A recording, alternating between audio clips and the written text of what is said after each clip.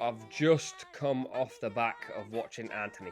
What a player. He scored again. The question really here is United lose again. Antony scores again. It feels like players tend to perform better when they leave Manchester United, or do you think it's just this like confirmation bias illusion? Obviously, Dev is here, the one person I want to hear from on this topic. Well, yeah, thanks for having me. Hope everyone's doing well. I hope everyone's lives are going well because that's the most important thing, really, isn't it?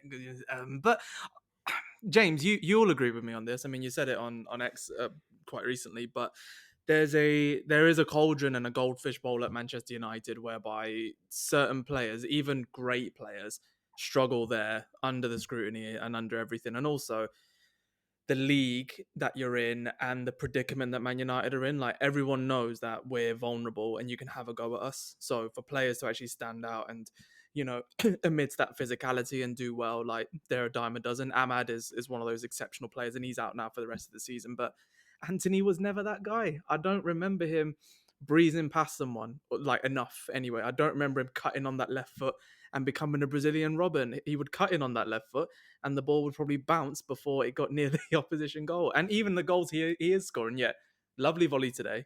Not gonna lie, it was good.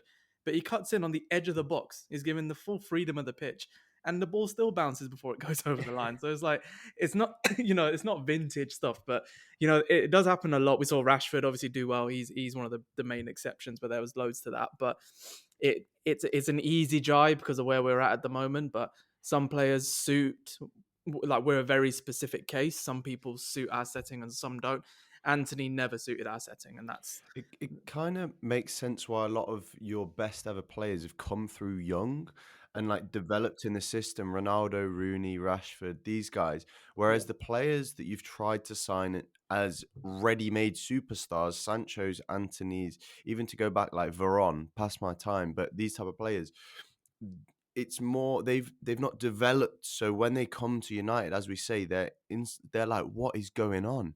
yeah, Sanchez, I saw the clip earlier. Sanchez basically saying after one training session he wanted out, and that yeah. is crazy to think. Like Wait, who said that? Who said that? Alexis, Alexis Sanchez, What? yeah. yeah, he He turned wasn't around. exactly a success though, was he? He came overweight, and that was another thing. But I think Of course, but it shows that.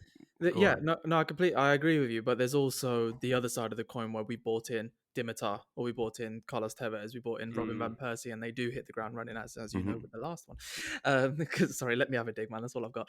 But I think, yeah, I agree with you on like in general that's how it works. But before it was you need to reach the level of Manchester United. If you don't reach that standards, you're going to fail. Now it's the opposite. It's like you have to take us to a new standards, otherwise you're the reason we failed. It's like people will still think that Pogba's a failure, but like realistically, you look at his stats and what he actually did. He wasn't terrible at all compared to our current standards, anyway. So yeah, like it's a dark moment, but I'm never gonna go too far and say like if Antony is in today's team, he's not going to do anything. Like we saw him in the reverse fixture in the Carabao Cup, or like we've seen No, for but the you see, last like 2.5 years. my question would be like, Anthony literally got shipped out what 4 weeks ago. Yeah. Rashford got shipped out like 2 weeks ago, and it's like immediately getting out of Manchester United, they just suddenly settle perfectly at other clubs. Like I that's think that's the there's part I've go on. you have to consider Manchester United, the size of Manchester United, firstly and foremost. That pressure,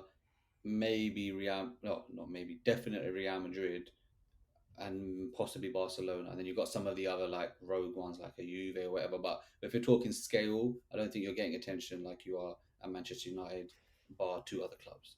There's that. Secondly, the business side of things is making there's putting unnecessary pressure on. Anthony's not a £90 million player. He's now carrying that tag with him. Now he's just on loan and he's just Mm-hmm. at Spain for a little bit, having a bit of fun, trying things. There's not that £90 million tag. I need to work. Lukaku, what was Mm-hmm. that £90 million as well? £100 million. 70 years. He's like, I need to be the guy. I need to score 25 goals. I need to change. I need to turn this club around. No one's coming in and just being allowed to play Mm-hmm. and find their way in. Di Maria when he came, like this guy was Bruno's the probably the answer. exception to the rule at the Yeah, minute. He didn't have a good game today, but his stats don't lie. He's one of the few I thought big he name was one of players. your better players today. I don't think any of your players were That's not exceptional. saying anything though, But really. I thought Bruno and Xerxes were one of your best Yeah, Xerxes, players. attacking players. I think Xerxes was probably our best one. But you hit the nail on the head. I think like with the way we're run, we spend too much on players, we give too much to players. Like Rashford, even if he has a poor game at Villa, they're never going to mention his wage. But like you have a bad game at us, that's all they're going to throw at you. And it just is what it is. But on your Antony point, I mean, like, yeah, he's doing well, and fair play to him, because if he keeps doing well, recoup some of that fee, and Yeah, it's good for PSR you. wise, we'll actually probably be in a pretty good position, and we can negate a lot of that initial spend off the books because of how finances work. We actually might be in a good spot if we sell him for north of like 30, 40, which a La Liga club could take up. But he hasn't got an obligation from Real Betis. But if he keeps doing well, then On the topic of that PSR point, am I not right in saying that the news that came out to extend PSR for another year is really bad for United, though? it is only if we don't have an active summer, and it doesn't really take. I saw that same thing, but people pointed out that Jadon Sancho, we basically almost profit from a PSR point of view because we're not going to be paying a lot of his wages. We get 25 million kickback, and then over the course of the initial contract in the PSR period, that doesn't really factor into it that much. Xerxes was the same. It'll only be how much we've committed over that time period. Antony would be the same if we sell him. Marcus, it doesn't account for getting rid of him. So Garnacho looks the most likely to go and probably just rebalance that without significant detriment to the team. Maybe I think Kobe Manu was a bigger loss, but the rumors around Garnacho seem more. Yeah, I see this summer being a massive one though, because even some players who are on a lot of money PSR wise that are going to be leaving because they're out of contract. Eriksen's going to be out of contract. Lindelof's out of contract, and these are still 6-figure type players, believe it or not. So, a lot of things will change. So I think it's put us under the microscope a bit because we're not going to be able to freely spend like we kind of hoped we would by being so stingy in Jan, but we're still going to have to be quite smart. And Ineos are smart. That they are smart when it comes to some transfers that they've done, most of them actually. So yeah, I'm not too worried about that. How do you fix United, Dev? In as few words as possible, what is the easiest I was just about to say, solution? hey, let's talk about today's game. How are we fixing this? I think you've got to put a scope of time on that fix and what that looks like. Are you saying how soon until you win the league and that's the fix finished, or how soon until you're winning more than you're losing? Let's just say, like in NBA terms, you're plus 500 again. I think Okay, hold on. Champions League stability has to be the aim, surely. Before we ask the question to Dev, because he's a United fan, right? Like he wants to fix them more. Because Squibb is an outsider, right? Like where Liverpool, where Arsenal, our fix is title contenders, whatever. I was thinking about this earlier, and I was thinking if Garnacho is wearing the white of Fulham or the red and white of Southampton, he doesn't get in this conversation of he's going to one day play for Madrid or he goes to Chelsea. I've seen so much of him, and I find him so frustrating. So do you think, Squibb, that if we're saying Manchester United should be in the Champions League in 2 years' time, it's completely unfair because they're not Manchester United anymore? Yes, there's that. And like on that Garnacho point, just to kind of add to what you're saying earlier with the confirmation bias, like you watch Aaron Wan-Bissaka now, and he's the same player, but he's just at West Ham and he looks fine because it's West Ham. He's doing the same things he's doing at Man United, but he's not the mock of any jokes anymore. He was the barometer for like shitness almost. It was like, oh yeah, you play like Aaron Wan-Bissaka. Like it was. Now he's just doing his thing quietly at West Ham. So that confirmation bias thing is true. And secondly, yes, I would argue that we are old. And if you ask a 15, 16-year-old, he has no expectation of Man United. Just like when I was 15, 16, I was like, why does everyone think Man United, Liverpool should be good? I was like, they got Bruno Giroud and Cinema Pongo. I didn't get it. But it's because when I was 15, everyone that was born in the 80s was used to Liverpool being brilliant. And they were like, Liverpool should still be brilliant. We think United should be brilliant. If they're nothing but a top 10, that squad's a top 10 squad. They're so far off, but we grew up on United being brilliant. We're never going to shake that thing from us. To anyone who's only got maybe 10 years experience behind them watching football, 5 years, anyone like 15 to 20, this is just normal. This is Man United. Yes, but that's not to say that United's expectations should definitely be Champions League at least. They bring in the most revenue of any team in the league. They bring in probably top 5 revenue in the world. So why a team of that caliber, a team that brings that much into the stadium, why should they not be challenging for Europe on the basis of... Go on. I was going to say, on that point, you have to fix so much more than the pitch. So much more. Like their data methods are more outdated than Brighton and Brentford. That's crazy. Like all of that stuff. You speak to people in football, and they'll tell you that like the walls are literally falling apart at Old Trafford. And like from a I'm talking just basic level of like facilities and how things look. That is in tatters. Let alone get into the pitch. It's outdated. It's old. There's man that have been working in football for like 40 years. Them old typical guys, like still want to do things on pen and paper, for example, and don't want to accept it. There's also that why he's doing these 100 layoffs and everyone's shouting at him and getting upset with him is because he has to rip it up from the bottom, fix all that, and then your scouts are now signing better players. Your data is now getting seen by the right people, etc., etc., etc. You can't just go buy 10 players and fix it. I think that's also why the foundations of the club are so old and have been fixed in place for so long that no matter who has come in since post Ferguson, they've come in and been like, "What the fuck is this data team?" Yeah. But it's such like a huge project to like rip it all apart that they're going, "All right, the manager, just get on with it, just do it." And every manager keeps coming in, and no one can solve it because it's like, how are you expected to play with the cards you're dealt when it's a shit hand every time? So Every time. it seems like, as Dev says, the foundations need to be built in a way that it's platforming a new manager, not that a manager comes in and is starting at -2 every time. Because sure, they can keep flipping through and eventually try and find a manager who short term might get somewhere, but it's still the problem will still persist. So they need to kind of, I think, as I say, Liverpool are a really good example of this, where the recruitment team, a lot of things behind the scenes are so good that when Slot came in for Klopp, he was really platformed and he had the best players. Admittedly, like their contracts were running down, but he still had them. He had a recruitment team who are going to deliver him the players probably this summer. Whereas with United, that just doesn't exist. So if Slot came into United, I'm absolutely convinced he wouldn't look the same as he is now. I'm not suggesting he would win the title with them, but I think he wouldn't be spoken about as such a genius and like because the house has fallen down around him, if that makes sense. Exactly, and that's the thing. If you've got mold, your washing machine don't work, your boiler don't work, and your grass ain't cut, and someone just comes in and fixes the washing machine, bro, your house is still cold and you're still moldy and your garden's still shit. Like you can't, you can only fix one thing at a time, and that's why Ratcliffe has to do all this. So I get it from a British point of view. He's laying people off. I get all that, but bro, there's people that have been stealing a living. They've been Yeah, stealing a living just under the radar.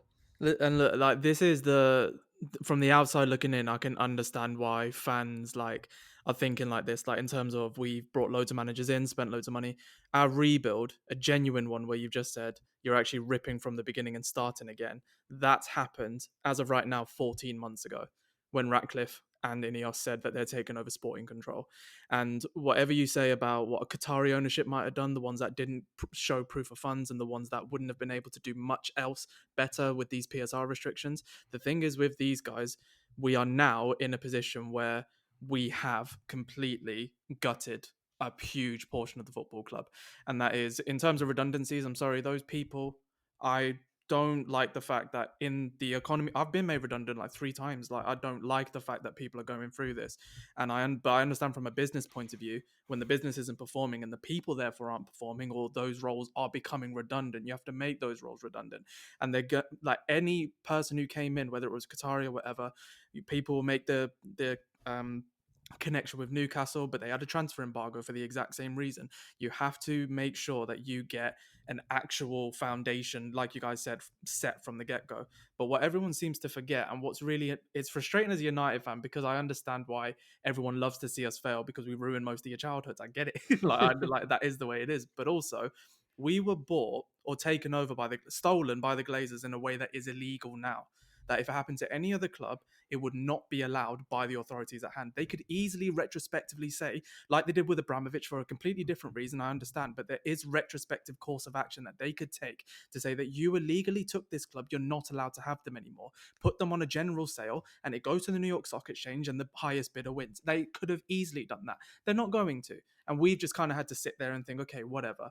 And now it's getting to a point where a lot of Man United fans, I think genuinely, we all said with Ten Hag and everything like that, the first season, we're thinking flying high. Third, win a trophy, you're thinking you're in the Champions League, whatever. Last season, the wheels come off. You're out the Champions League, 75 separate injury cases. Everyone wants to say boo-hoo to Newcastle and Spurs. They won't say it to Man United. Okay, we'll deal with that. We took an FA Cup.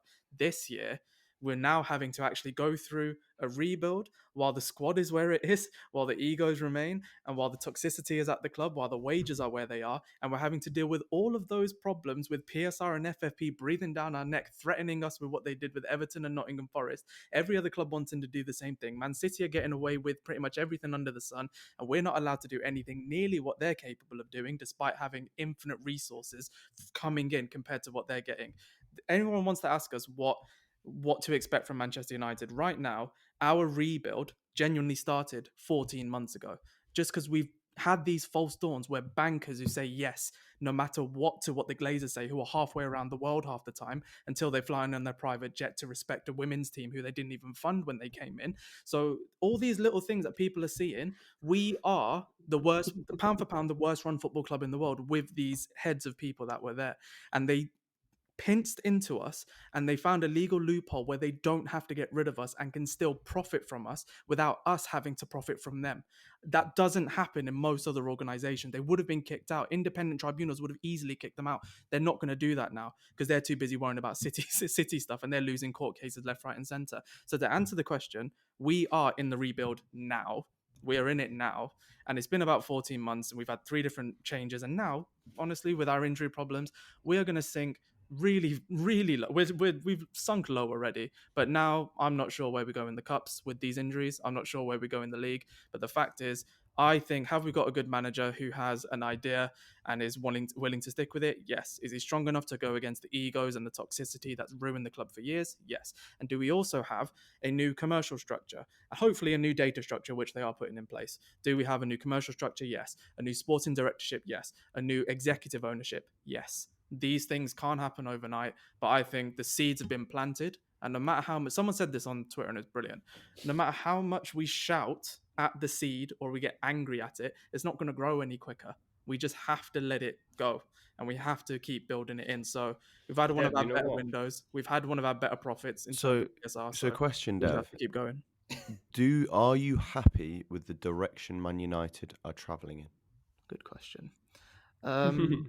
No, it's a good question. By the way, Dev, sorry, just a side note. Brilliant rant. I now know why you're a lawyer, brother. You just showed me the coldest case that now I'm sat here feeling sorry for Manchester United. It's not right what's happening there. It's not It's right. not. And then, before you answer that as well, I just want to add to what you're saying to support your claim is that when United do get it right, why we should be scared is because their man are selling shirts in Malawi and Zimbabwe still. There's not Newcastle can do all this, have the Saudi money, but they don't have that paper like PSR green money that is just you can spend it. Saudi's got the most money, but they can't spend it. United, as soon as everything else is right, they can spend the money they actually make quicker than anyone because, like I said, they're selling shirts in Africa. So just enjoy it. If you don't like Man United for now, just enjoy it because when they get it right, I think it's going to be terrifying. But also, I completely get it because if I was you guys, I'd be enjoying it as well. It's not like I was enjoying Hicks and Gillette. Do you know what I mean? I was enjoying the worst parts of Kroenke. I was enjoying any part of Chelsea after Abramovich. So it is ebbs and flows because of how high we've gone, how far we fall. But to answer your question, James, it's going to sound stupid. I'm not happy with what's going on the pitch. Of course I'm not. But I wanted when they came in for us to structure deals better and for us to be more considered in the market, to bring in a profile of player that we can actually either sell on or work with and be smarter. I am happier with that because we are doing that. I'm happier with our choice of manager, not just a knee-jerk decision to keep Ruud van Nistelrooy, who people thought was the answer, who's now probably going to get relegated with Leicester. And similarly, when things are going wrong, like Dan Ashworth, for example, people talk about that. Dan Ashworth was a decision where he wanted to go down a different recruitment structure to what a lot of the other ones did, and it changed as soon as you got in there. That happens in work. Because it's Man United, it's high profile, you'll hear about it, but that's happened. I'd rather you say it's not working out, off you go, rather than anything else. And you say the people we've now got behind the scenes. I mean, if you'd have told me 2 years ago we'd have Christopher Vivel, the guy behind the RB Salzburg projects, coming in, amazing. Like some of the lads who were on the bench today were there because of him. If you say we were going to bring in the PSG commercial director who was there when they brokered the Jordan deal, including Jean-Claude Blanc at the actual seat of the table with the Glazers, like these are pretty seismic changes that are going to take a long time to funnel down. But like Sequib said, as soon as they do, even bit by bit, start to funnel down, then we'll be Bro, happy. But right now, I think we just have to take our medicine and just take it it, for where we are. Take it's the crazy beating. because Yeah. it's because like normal Manchester United fans. Like if we got a normal Manchester United fan on here who didn't have a lawyer background and who wasn't this detailed, they'd just be in pain and like we'd just be stabbing them. But what's happening here is we're like just stabbing in the dark because Dev's just chilling elsewhere. He's actually Because there's no like I obviously I'm in pain. I don't like being 15th in the league. I'm just like, it is what it is. But it's also like when the game happened today, like you see Ahmad getting injured for the rest of the season. You see Martinez do his ACL. Mainu's out for the season. Ugarte and Collier nowhere to be seen. Ericsson's ill. He's always been ill. Like there's all these like little things that have happened, and I just tuned into that game and I thought, you know what, we're just gonna have to take our medicine because we could get turned over here. We didn't, and we could have probably got something out of that game, but we could get turned over at any point throughout the rest of the season. And I put a post out. We're lucky that the teams below us are just that bad because it could have gotten it. Like I don't think we would get to that point, but we could. Like I'm just being a realistic person. Like in terms of the injuries and who we've got, these players. Look at our bench. We had 8 academy grads, and we had Lindelof, who was our They were senior player. dead on the pitch by the end of it as well, the players who started. I think today Amorim should have made the subs. I don't know what you think. I thought that was so poor of him to put Chido Obi on with 3 minutes to go and expect something to happen. The guy didn't touch the ball. Like, what you? I lost my mind, I'll be honest. That was an Origi cameo when Liverpool were 4-0 up. I'll be very honest, I absolutely lost my mind. It's the one time this season I can safely say I lost it because I've been very calm, as I have been here and like generally. But when I said this then, like, I don't expect one of these kids to pick up the ball in our half and Maradona our way to an equalizer and do an 86 World Cup, and then just like we're saying, oh, how amazing is Carrington again. These are really talented kids. If you see what they're doing in the under 18s and under 23 level, we're better than most other teams. And Chido has been brought from you guys for this reason, to be integrated into the team. And through pressure comes diamonds. It can also come rubble, but you have to figure out who they are in the circumstances. And in this circumstance, it was perfect almost to bring them in because the game was petering out to a point where Spurs were losing their grip on the game. The crowd was getting a bit edgy. So why not introduce that element of the unknown, that fear, and then just see what happens? I was very disappointed with it because I think some of these names, Sekou Kone, Jack Morehouse, Jack Fletcher, and Chido, I think those are the 4 that I looked at and I thought, they're not them. Might not take us to the promised land. Who knows? But Marcus Rashford came on against Midtjylland and against Arsenal because of an injury crisis, and cream rises to the top in that time. And we're actually breeding a culture where now, hopefully, these kind of players can improve and get better. We're actually sorting out good loans for these players now with Wheatley going off to Walsall, who are top of League Two. Like we're being smarter. This brother loves this club, Yeah, it's talking about commercial director. Now we're talking about Jack Wheatley. I'm like, who the hell is this guy? Good man. Under 18 level. No, but that's where we are. I agree though. I was very upset with Amorim today. I think he dropped it. I think he dropped the ball. And he made a big mistake. This is where I'll interject. Where it's 1-0. You've got your senior players on the pitch. Yes, they might be leggy. Yes, things might be not looking great, but it's 1-0. And you're relying more. You're expecting Garnacho, Hoyland, Bruno Fernandes, whoever, to be more likely to just create something off the cuff and just nick that. He would have taken a 1-0 today all day long before kickoff. Would have snapped your hands off given the lineup he put out. You put a 17-year-old on 16. Some of these are not all of them even 17, and some 16 maybe. One was 17, was the youngest, I think. Okay, 17, 18. You're putting them in with no senior experience against Tottenham Hotspur. It's not a small game, and they're 3 minutes, 4 minutes. He's done that as a nod to his work in training and in the under 18s. That's like a sign of respect and faith. But you give them 15, 20 minutes and they have a disaster, that boy is potentially actually scarred. And I know it sounds dramatic, but if he has a disaster, it's in the press, on Instagram, people are commenting on his social media, you're shit, you're never going to... The risk is not really worth rewarding that in that sense. No, you know what? And a lot of people brought that up, and this is where I don't know which in the because it's all semantic in it. We don't know how it would have actually played out. But let's say they come on and do little, Like I remember Toby Collier when he came on against Liverpool. We still got battered by Liverpool, but Mm. Collier kind of shone, and he didn't do anything. He ran about a bit and he gave us something, but that sort of planted the seed a little bit. That's kind of what I was hoping for. So that's why I said I want them to come up like Ben Davis and whoever their other centre back was, I can't remember, but they didn't have the best Danso. game. Yeah. Danso, So they didn't have the best game. So I'm thinking, Chido, stand on them. You're 6'4", you're a bit of a lump, and you've got speed. Stand on them. The thing is, as well, Højlund has scored 2 goals in like 15 starts this Honestly, yeah. season. So, with all due respect, it's not like you're taking off someone who at any moment is a live wire and could change the game.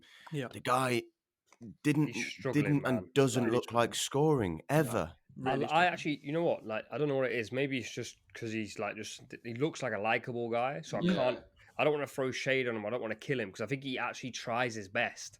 But like, honestly, the best thing he did today was he held the ball up in the corner and won a corner.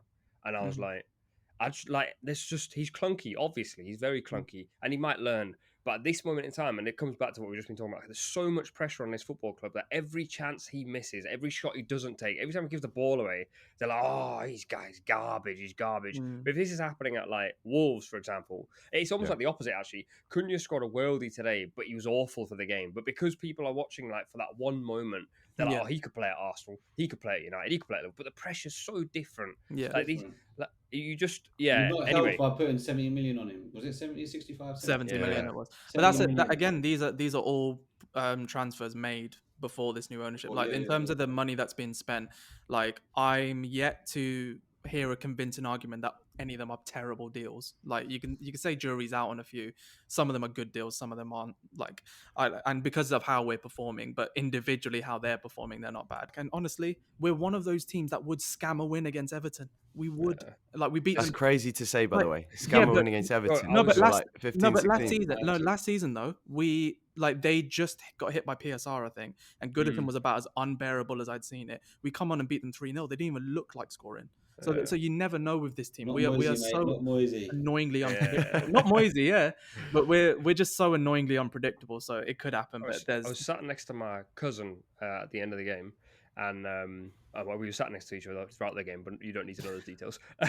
And he was like, "Oh, who you got next?" And he went, "Oh, bro, we're not winning next week. We've got Goodison Park." I was like, "You lot are falling bad, man." Like, anyway, we've given. Hey, whoa. No, hold on, Also, bro, hold on. Someone else's team in this room did not win against Everton at Goodison Park. I just think Hey, you remember brother. Tarkovsky blasted it top corner in the what a 90th minute. moment, by the way. Bro, ask Squib, by the way. I was sat next to Squib, and I was not squirming the way you might think I was. I was like, we were like low key going, "Hey, this is good for football. This is good for It was football." such a good And, moment. and to be fair, I text Squib before the game saying Tarkovsky 90 plus 4. So listen. Genuinely. I'm But an idiot. He said, I can't tweet that. Liverpool fans are too emotional. And I was like, Yeah. You'd have got killed if you tweeted anything like that. innit? I tweeted it the next morning and I was still getting killed. I was like, I thought the dust had, I tweeted saying that I feel like the dust has settled. By the way, this is what I said. And Liverpool fans were like, not a true fan, mate. You should back us at any given moment. Anyway, we've just had our chat about relegation fodder. Let's talk about the title race. Arsenal. Nah, we're not doing that anymore. No, obviously.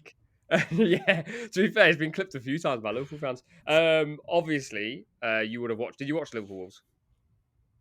It was today, no, bro. actually, I didn't.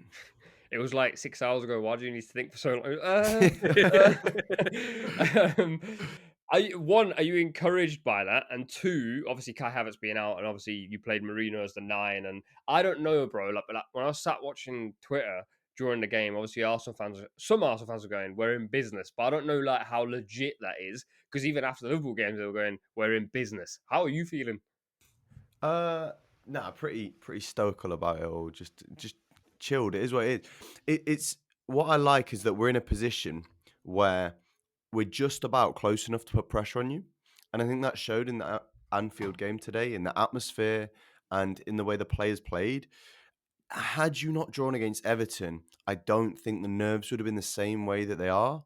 But because you're essentially one bad result, one bad like swing over a weekend away from us being in touching distance. Because if it goes to 5 points, then as soon as we play you at Anfield, which you no doubt will be favourites for, that game, if we win, it goes within one game. It's so funny. You're like the fourth Arsenal fan I've spoken to who's gone, oh, when we're coming to Anfield, brother, if it's 3 games from the end and you're coming to Anfield and you need to win, you are not going to win. I don't think you've won at Anfield in how many years? Even Like, we got a draw. You've You not never beat. know. You keep saying this, but you've not beaten us in like 2 years. yeah, but you would need to win that game more than we would, so we're not going to lose that. Like, if Yeah, it but you're was a not going to game- go for a draw. There's no way you rock up to that game. No, we hoping for it. always play to win, but that doesn't lead to us losing to you because you guys can't play to win. But like, more so the psychological side of it, like 3 games from the end, if you're coming to Anfield, it's like if you were going to Old Trafford 3 games from the end and they were top of the league, or going to the Etihad, or even go to Newcastle, the away team is playing on the odds. The home team's going to win. Do you know what I mean? year were you born? Remind me what year you were born. 1992. Okay, so you were. It was 3 years before you were born when Exactly. Mickey Michael Thomas. Thomas, are you gonna call him? Michael Thomas Brother, how scored, long and was that? Arsenal won 2-0 at Anfield. But that was a 36 serious. years ago. That was a serious Liverpool team as well. Liverpool were very good back then. I don't think it will happen. I don't think Arsenal would win at Anfield, but it's enough to make you nervous. It's enough that if it was 0-0 going into the last 10 minutes, that there would be a lot of nerves in that stadium. And essentially, if the league hinges on that game, it's like a Champions League final for both teams. So yeah, sure, it's at Anfield. You'll be strong favourites, but you would absolutely. I'd snap your hand off if you said we go to Anfield with a chance at being within 3 points of the title. So, as I say, I don't think it will happen. I think also we're facing too much adversity at the moment. We did deserve to win against Leicester, but in the end, we ended up going 80 minutes not scoring against one of the worst teams in the league quite comfortably before Mikel Nazario pops up in the box. Two good It's just a finishes, by the weird way. situation. They were good. Yeah, they finishes, were. to be fair, They yeah. were good finishes. So I'm just a bit chill about it all. I'm just enjoying our games as much as you can because it was pretty dull for anyone who watched. It was a very boring game. Yeah, dull maybe for an Arsenal fan, but as an Arsenal fan, it made me think something, and I want to ask you: is Ethan Nwaneri? I can never say his name. He is bloody brilliant, and I hate to compare. Comparison is a thief of joy. But is there any part of you that thinks there might come a time where he's the first wing right option? Is his ceiling anywhere near Saka's? Because The thing is, it's weird because yes, it's possible. He is better, in my opinion, than Saka was at the same age. He is a more refined footballer. Saka, you could see, had moments of brilliance and was very, very talented, but slightly more raw, which is weird because Saka was a refined youngster already. But Nwaneri, there's so many facets to his game. The way you watch him, like right foot, left foot, takes players on either side, can play in any third of the pitch, can ride challenges, has the strength, has the speed. So you're looking at him next to Ødegaard, and he can make these creative passes that Ødegaard can do. He can whip a ball in like Saka, but also burst past a man like another player can do. So he could play anywhere. Is part of the thing. Question. So when he's knocking on the door, which, given, I know he's mad because of his age, but given by the start of next season, he's pushing for 20 starts, 15 to 20 league starts. Is he the rotation option for Saka, or do you think there's someone He'll else start. I'm convinced that he will force his way into this team Where though? in no time. Where that will be is uncertain. He could end up in centre mid. I think the rotations between him and Saka will be unbelievable. Imagine doubling up on Saka and then looking left and you've got Nwaneri, who's basically Saka light, but again with his own. He's like Saka, but with Foden shooting. It's crazy how refined he is. And aside from an Arsenal point of view, I think any English fan should be going like, "Wow, this guy is the future of our national team," because that number 10 spot has been a difficult kind of topic of conversation for so long. People say Foden, but he doesn't deliver for England. Well, I don't think 2026 is out of the question. It's not at all. He'll be And there. Lewis Skelly. He'll be there. Whether he starts or not, I don't know, but he'll be there. I'm so sure of it. And as you say, Lewis Skelly in that left back spot. And he made a really crucial intervention for anyone who watched, where at the back post, he it's such a difficult thing to do, but he got enough contact not to send it into his own goal, but also to stop the guy behind him from getting it. He was off And balance as well, wasn't he? And he just kind that's of the sort prodded of the leg out. thing that an Ashley Young, a 36-year-old left back who's been there and done it, has like the nous to know that someone is coming behind you, steaming in and make that touch. He's a centre mid. He came through the youth ranks as a centre mid. So both of these players, I think it's also indicative nowadays of a lot of youth players spending so much time with the first team. So you're saying like, oh, Nwaneri, why is he so refined? He's already spent like 2 years training with Arsenal first team. Like this just reminded me of the funniest thing I saw last week, and I don't hate the guy; he's a good pundit. But Jamie Carragher, check your Oh, mirrors, check yeah. your mirrors. Arteta's got them changing separately because he wants to discipline them. It's Safeguarding. literally a legal safeguarding thing. He looked like such a tit, and I love those moments when someone is. Can I just say overall also on Jamie tit. Carragher, he before the game when they let Slot talk on was it TNT or whatever or Sky or whatever he was on, Sky. um he's like smiling at Slot like, oh my god, like you were so allowed to shake his hand too vigorously. If it was any other manager, the way the media and the way that Sky would have gone and run with it and said, this guy's horrible, this guy's a psychopath. One thing I will say is though, the fact that Slot, and I think he's consciously done this. Every interview he's done since, he keeps saying I'm sure he's spoken to a therapist because it's so therapy 101. Because he keeps saying like, "I will do better next time. It wasn't the right thing to do." You know, managers normally would go like, "Nah, like I was fuming," or like they'll basically almost like dig themselves a grave. He was like, "No, look, I was wrong, and that was silly." And I was emotional, and you It's won't not very see that. Dutch Why either. is Slot It's from not very Texas Dutch of now? him. I don't know. I don't know. But yeah, it's not very Dutch of him. But that's why I'm saying like he's obviously like either this is his character, and I don't know what he was like before, but either this is his character and he's always like this. But the fact that he keeps ensuring that his image is intact like constantly is so funny to me because obviously it means that in the media he like that grows into his image as well, doesn't it? So like they're not Yeah. killing him all the It's time. an underestimated thing to do. I think the way people use the media, like for example, Liverpool with the title race, um, it's in Liverpool's best interest essentially to avoid any negative talk about the nerves creeping in and stuff. So that's why you'll Yeah, see just make Jamie no noise. Carragher Yeah, just make no probably noise. probably do a Telegraph article on Yeah. Tuesday saying like, oh, controlled performance by Liverpool in the second half, they're conserving their energy.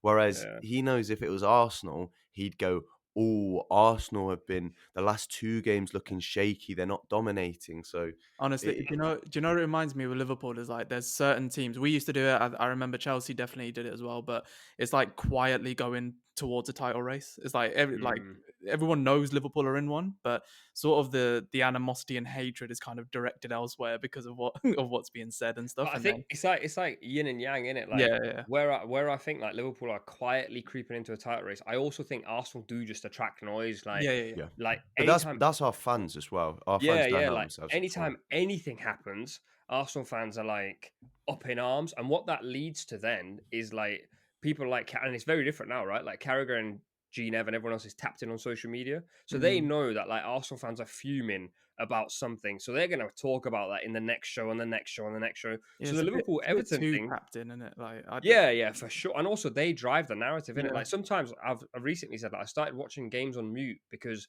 the commentator is telling me what I'm seeing. yes, So like yeah, the commentator, like, well, you know, today where there's a few times where Gary Neville said like, oh no, actually he does it with goalkeepers a lot. That's what it yeah. reminded me of. Vicario Ooh. will get lynched by Gary Neville every time. Even if he has a great game, I'll sit there and go, "Oh, Vicario, Yeah, yeah, Vicky, come pick the ball up, mate." And I'm like, I don't even know why I'm onto this yeah. guy. So in the same way, like they drive the narrative for the media, and they know, like Liverpool drew 2-2 against Everton, and the dust settled within 24 hours. Mm, And it shouldn't. If that was Arsenal, it would have been going in before the Leicester game. There wasn't yeah. a mention of it before the Liverpool Wolves game. So yeah, I think narrative is such a big and calculated thing, Mhm. and that's why at the moment it favours Liverpool. But I do agree, Liverpool were more nervous against Wolves because of the game against Everton, and they just played badly, like really badly.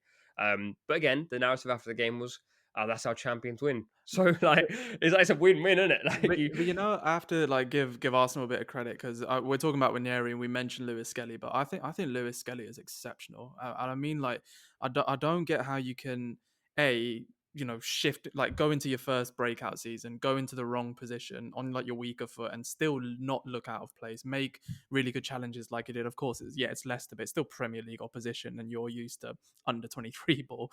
And also, like, he's like, with the Haaland thing and with the Man City thing, I kind of expected that to weigh down on Arsenal a little bit, especially with like the injuries and stuff. But specifically him, I thought, would this either get you back up a little bit, or, like, because was he the one who got sent off against Wolves as well? Yep. yeah. So there's these things that have happened which are kind of either, whether you call him injustice or whatever, there's a lot of noise around him. But for him to just shut everything out and for 90 minutes just give his all, wrong position, give your all for the badge, that's exactly the type of young player every player every team would kill to have. Him and Nwaneri have such opposite personalities. Mm. Nwaneri is so reserved Yeah. and introverted, and Lewis Skelly is completely the opposite. And Mhm. it will be interesting to see if Nwaneri goes through the same transition that we've spoken, I'm sure, on here before about, like, Saka, when he became arrogant on the pitch. And now you look at Saka, and this sounds so stupid and it's unquantifiable, but Saka's like sitting in the stands or walking around in non-kit, and people are like, "Oh, this guy, I can't wait for him to come back. Oh, he's got aura and stuff." But it does make a difference. So at some point, Nwaneri will kind of like grow into his shoes, and then strike fear into defenders. So we'll see. But I think nowadays that's such an important, like, step in a young player's career. Also, just what I wanted to say on Lewis Skelly, I think in the modern game, having a family and a support network Mhm. around you is more important than ever, Like the because Bellinghams, if you look at them. of the psychological demands, because of the pressure, because of X, Y, and Z. You need to have that support network, and if you don't, things can just go west so quickly. And Lewis Skelly, very, like, famously, his mum is his agent. His mum does a lot of community work, and he's got some really good characters around him. And also, you've got people like Saka and Sterling, especially, who have felt that from the media, felt what Lewis Skelly has, and can advise him. And I think that's so valuable. And what doesn't kill you makes you stronger. And this guy now, having gone through that, nothing's going to rattle him. What's he going to do? Yeah. Also, shout out Anty, by the way, but I saw a really funny tweet about Saka when you're talking about it, because him and his girlfriend were watching the Arsenal women's game, and they had the dog with them, and then someone tweeted saying Saka's got the keys to the stadium because whenever you ever seen a person allowed with a dog in there, and I was like, so fact, you're not allowed pets in stadium, but Bukayo Saka can do what he wants. Anyway. Premier League review done. I feel like the narrative as the season goes on now is just going to heighten and heighten. Liverpool play, Villa, then City, Arsenal play, don't know who. So let's go to West more. Ham at home, and Yeah, then that's Forest away. James, please beat West Ham. I know, like, I can't. I need to leapfrog someone in the table, so please. Like, I'm not even. I mean, I thought you were saying because you want Arsenal to win the league. Yeah, no, Jenny, I'm not even looking. I'll be honest. I'm not looking at Liverpool results, Chelsea, Arsenal. I'm not. I'm looking at Ipswich, Wolves. Nah, bro, you're looking at the Crazy. finance sheets of the commercial Damn director. straight I am. Don't lie to me. Don't lie to me. Please, I think the next 3 weeks are most important in the title race for the rest Yeah. of the season. You have some big, tough games. Title race, I'd say that by the end of Feb, we'll know if there is a title race. Yeah. You got so many games in such a short space of time as well. Although I think Arsenal go away to Forest, United, and then play Chelsea at home, no? We'll be fine. Going away to United. We'll What are we be talking about? fine. Brother, Bruno Fernandes, you got something for me. No, he hasn't. Yeah, it's true, bro. You've got nothing for us, but Forest might do. Forest Chelsea, might. Chelsea won't. Very quickly, Match for Hope. Personally, this genuinely was one of my favourite content creator, like, charity matches, because I actually thought the quality of the game was better than all of them that I've ever seen, by the way. Mainly because E-Man played, and he's a baller. I played with him at Rebel FC, actually, and he's actually class. Did he score a hat trick on the day as well? Yeah, and they were all, like, bangers. He's actually very good at football, though. Like, Yeah, he runs his own academies or, like youth sessions, I think. But I actually, you know what? I've almost, like, I haven't loved Speed up until this point. Like, I think he's okay, but I don't know why. Like I grew like an affection to his character in this one, and I don't know if it was just because I've been watching him on doing like backflips over cars, and for the first time I saw him like in a celebrity environment. But I don't know. I feel like Speed's gonna be a celebrity for a really long time, and I don't feel that way about like other creators at that age. I don't know how you guys feel. Yeah, like there's a few videos that came out where Speed, like all the mascots and everything they saw Pirlo, they saw like all the Thierry Henry, all these big names, even like KSI and all these like influencer Mm. names, and they all run to Speed, and it's the funniest thing. But I think what's nice is that it's all obviously social media is just one big lie. It's all what we're being presented with. You never really know, but it's like all the things that he does do. He does do a lot of charitable stuff. He does a lot of good stuff, and he just seems like a pretty like decent guy. Like He's just become mature. yeah, you Like, don't exactly. You don't know it, like for sure, but he seems like when he is doing, like when he does his little side quest and he goes to, like Colombia and just hands out money and stuff. You don't. It sound like the way I'm sounding. It can come from an arrogant place, but you don't get that from him. You don't get that vibe at all. So he's good, but he's now said because he's gone. I think is it 0 for 4 in charity matches. Yeah. So and he said he's retired, but he said that last Bro, time. So it's I so hope funny because he's fun to watch. He's done this charity game where Thierry Henry's asked him to be on CBS. Yeah. Andreas Iniesta's begged him to take a picture with his son. Yeah. David Silva was giving him tips on how to score goals before the game. Yeah. In my head, I was just sat there going like, It's crazy. he's at 19 years old. Like, it's so weird to me. It's like, maybe I'm getting old, man. It's so dystopian to me, though, that like, what's happening? Anyway, I know some oldies like myself who would just listen to this pod about the Premier League have just gone, who the fuck is Speed? If you don't know who iShowSpeed is, go to TikTok and find out who this guy is, because he's genuinely, I'm bewildered by how, I don't know, how like spookily odd he was and now how normal he is. Because the reason actually, one last thing, I met him in India when I went to watch India Pakistan. And I went over to his stand because like, I was working for whatever brand, and they said, "I'll go get a Speed on a video." So I've gone over to his stand. He sat next to like Kohli's wife and like loads of Bollywood actors, and he's crazy because his camera's there the whole time. And I met him and I shook his hand, and I was like, "Something is wrong with this kid. Like, cameras are not on, but you're like tripping out." Like, it was really weird. And then we did this thing where I was like, "I'll name players," and like name Pakistan and India players, and he was just shouting player names in my face, and like some kid would say like, "Oh, I don't know, let's go with Kohli as the example." Some kid said something else, and he just made up some random Indian name and would be like Rubber Dingy Rapids, and I was like, "You're bizarre, like you're so odd." Do you know what? And then, oh, go on, sorry.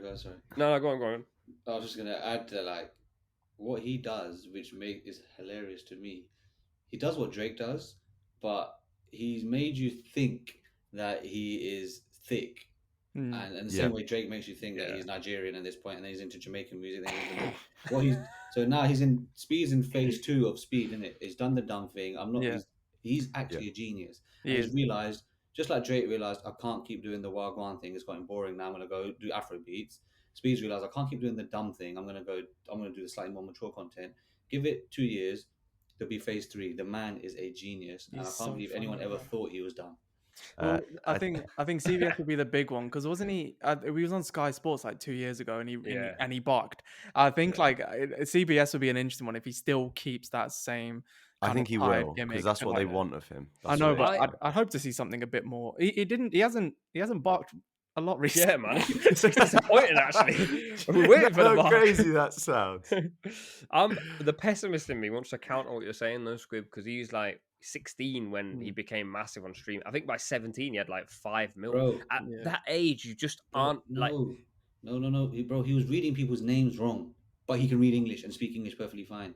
Do you think he looked at Harry Maguire and went, "Oh my God, Melolugala"? He knew what he was saying. No, I know what you're saying, but I think by chance, like his stupidities became really famous. Like I don't think he mapped this out to be like phase 1. I'm gonna do this, and that's gonna get me. I think by chance he's become really, really famous, and the reason I give him kudos is because at this stage, at 19, he's got all these followers. He's done loads of stuff. He could so easily not be a little bit smarter or even reach phase 2. How many guys you see like go massive, even get to like 1 million or 2 million, whatever, and phase 1 they just crash out because they can't. That's why I'm saying he's a genius. Yeah, true. But maybe we're saying the same thing. Thing is, Nubaid, whether or not he's doing it deliberately doesn't make him less of a genius. He is just naturally kind of gifted for this role. His personality and kind of the way he seems to act, I don't think it's calculated. I think it's just a natural character development, but it's so perfect for what succeeds on social media. Because as you say, people would have got bored if he did the same thing for 5 years. So he's having this maturation arc, which is better than KSI's, I would say. Ooh. I would agree. I have my thoughts on KSI, but I'm not going to share them here. Anyway, I'll talk to you about that after the pod. Let's very quickly. Final question. Ronaldo said he is the most complete player of all time. Very quickly, do we agree or disagree? It's hard to disagree, and I just want to. I put this in there, so it's a bit cheating, but it's hard to disagree when the word is complete. Let's remove the word best. I think the only problem is Van Dijk is one of those ones where, like, I feel like if I put him up front, he might still score 10 goals. But so are you saying complete is play him at left back and he'll do a job? Yeah, he's in the least amount of gaps in his game, I would say. Yeah, but surely you would say complete, like, as a centre forward, as an attacker, he has the complete skill set. He can head. Otherwise, you'd argue and John say O'Shea is right at the top of that list. He was like right, left, centre back, midfield. He played in goal. He was a midfield. Yeah, nah. No, but I don't think Ronaldo is sat there saying I'm the most complete forward. I think he's probably saying, because I think the video goes, he scored like with his left, I scored with my right, I scored with my head. I'm fast. I'm strong. Yeah, that's what I'm agreeing with you. Yeah, so I'm saying what Squib's saying there is Van Dijk might have a counter argument to that because you could play up front as well. Could he play up front as well as Ronaldo could play at centre back? It's a dumb argument because then I'm saying Declan Rice can play in all positions better than both of them. No, he can't. He can't. John O'Shea like smashes them both. I said, I agree. I think best. I've always had a problem with the word best because it's just subjective. Each of us would use the word best, but just tag on our favorite attribute and say whoever's the best at that attribute is the greatest of all time. But if you're gonna say complete, you can't argue with Ronaldo. Let's face it, you can't. He can do for a striker. He can do everything. Everything. There's nothing he can't do. Van Dijk as a centre back could do everything. There's nothing he can't do as a centre back. So then, and Ronaldo's not saying I'm the most complete forward of all time. He's saying I'm the most complete footballer of all time. But he also has the stats to back it up, isn't it? I mean, if Van Dijk had more clean sheets than most players, then fair enough. But clean sheets and goals, or you can't compare them. Exactly. There you go. You got the hardest thing in football, and he's why am I having this debate against Van Dijk and Ronaldo? Of course, it's Cristiano, man. Of course, it is. No, but one thing it's a cop out. It's such a cop out. But you know when they you probably don't know, but in wrestling, yeah, anytime Randy Orton enters the ring, Michael Cole goes, "If I could build a superstar from head to toe, it'd look like Randy." Cristiano Ronaldo is that guy. If I could build one, it would be Cristiano Ronaldo, I think. Yeah. Come on. What would you build? That's not Ronaldo. Come on. It's like he's 6'4". Yeah, he's like five star weak foot, 5-star skills. He's everything. 6'2", good at heading. Do you know what I mean? Like on FIFA, he was a perfect player. Literally. What's this FIFA debate, bro? But we joke, but that's like. That's the buildings. If he's got all the attributes, or otherwise we just say fuck it, Ruud Gullit. He was the OG on FIFA. But you weren't old enough to watch Ruud Gullit, and I tell you, Ruud Gullit could do everything. Yeah, Ruud Gullit was very good. He's but it's still it is Ronaldo. Yeah, I think that word complete, like Saka said, like I give it Ronaldo. I wish he didn't say it, but yeah, I do. He is going to say it because no one else is going to say it for him anymore. Yeah. Like his rep as a footballer is so weird now. Like people genuinely like almost don't talk about how good he was. Weird. Anyway, I just had a thought, and this is a question for anyone again. And I need to stop asking questions, but that Mitoma touch, and I read a lot of people were saying it was better than Bergkamp's. Wrong. Oh, fuck off! Let me finish, brother. Let me finish. The Bergkamp touch there. All right, this is not a conversation then. The first touch and the second touch are absolutely outrageous. James, what is it? By the way, you said, I don't know what you said. Like This is not a question. I don't know what you want us to respond. No, it was to a this. question, but then you Is it the swore. Bergkamp And Newcastle? Yeah, is that what we're talking? yeah. Come on, man. The that Bergkamp thing's Newcastle never been touch. done again. The Mitoma thing's been done. Like I've seen it in my life. But there's a debate that the Bergkamp was by accident. That's always been. I don't care. Who Never, cares? never by accident. That was By the way, James, you said fuck off. Jude Bellingham was sent off for that this week. You will be sent off too. Also, am I weird in thinking like Matoma's touch was outrageous, but the shot and I didn't think the keeper Nah, it like was really good, did bro. much. You're a No. hater. You're a hater if you can't It appreciate a was goal good, like that. bro. No, it was a great goal, but what I'm saying, if you're comparing it to Bergkamp, I'm not sticking up for you, James. But like, if you're talking about Bergkamp literally off balance, round him, then he fended off the defender, one touch, opens his body out, opposite side, keeper no chance. Like that. Yeah, Yeah, don't but worry. who was the defender that day? I didn't take. Oh, Oh, I know this. Go so on. right. I know it is. No, don't tell me. Don't tell me. Don't tell me. I don't know his name. He's He's he's Greek. got a Yeah, he's got a weird something- name. Oh, you. Greek. Come on, Ah. bros. All this ball knowledge, you know about council tax for Manchester United Sporting Director. You don't know the defender Nikos today, best Dabizas.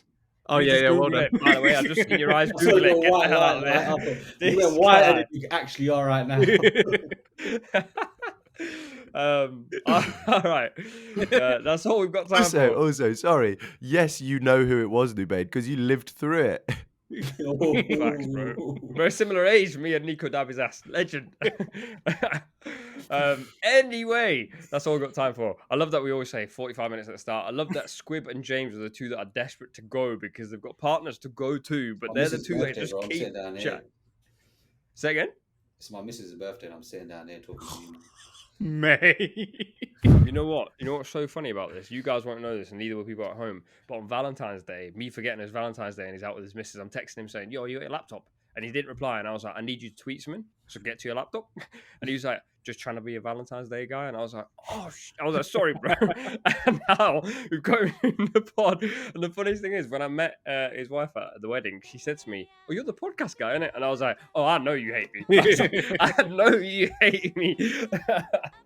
All right. Anyway, just so these guys can get off, I'll let you go. For you guys listening or watching the pod, make sure you subscribe, follow the guys, and we'll see you on the next one.